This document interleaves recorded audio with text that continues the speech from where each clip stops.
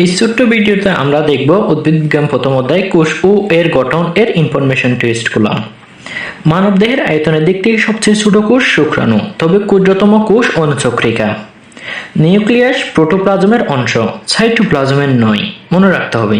তাই কোষীয় সর্ববৃহৎ অঙ্গাণু নিউক্লিয়াস, সাইটোপ্লাজমস্থ সর্ববৃহৎ অঙ্গাণু প্লাস্টিড বা ক্লোরোপ্লাস্ট।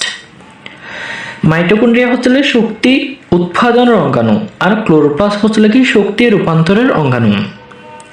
এনজাইম ও অ্যান্টিজেন ক্ষরণ করে কোষ ঝিল্লি, কিন্তু এনজাইম প্রাণরস, পানি নির্গমন ও প্রোটিন ক্ষরণ করে গোলগি বডি।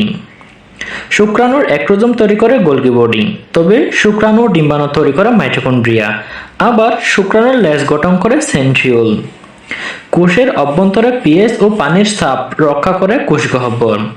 কোষের অম্লত্ব ও ক্ষারকত্ব নিয়ন্ত্রণ করে সাইটোপ্লাজম।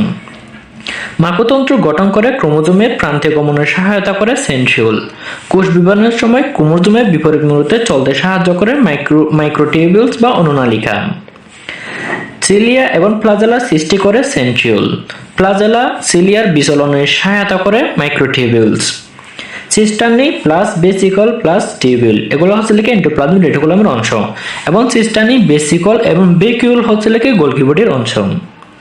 জীবনের ব্লুপ্রিন্ট হচ্ছে লিখে ক্রোমোজোম, মাস্টার ব্লুপ্রিন্ট হচ্ছে লিখে জিনোম, মাস্টার মলিকুল হচ্ছে নিউক্লিক অ্যাসিড বা ডিএনএ।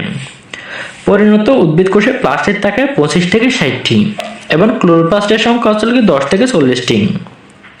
প্রোটোপ্লাজমে পানির পরিমাণ 70 থেকে 90%, এবং সাইটোপ্লাজমে পানির পরিমাণ 65 থেকে 96%। এই ছিল আমাদের প্রথম অধ্যায়ের ইনফরমেশন টুইস্ট।